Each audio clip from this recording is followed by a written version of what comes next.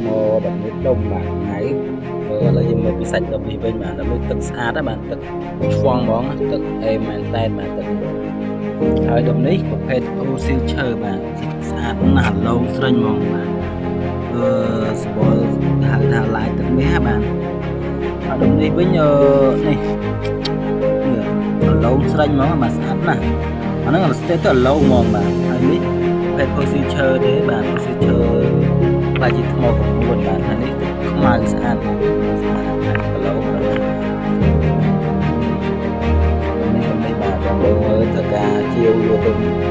ឆ្នៃឬក៏យកទៅតាំងអាងត្រីបាទដាក់ផ្ទះក៏បាននាំខាងសួយនាំស្រីសុស្ដី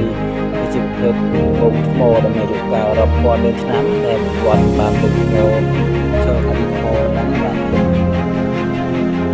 ច្រើនណាស់បាទស្រីសុស្ដីមានថាធ្វើស្រូបទាញបាទ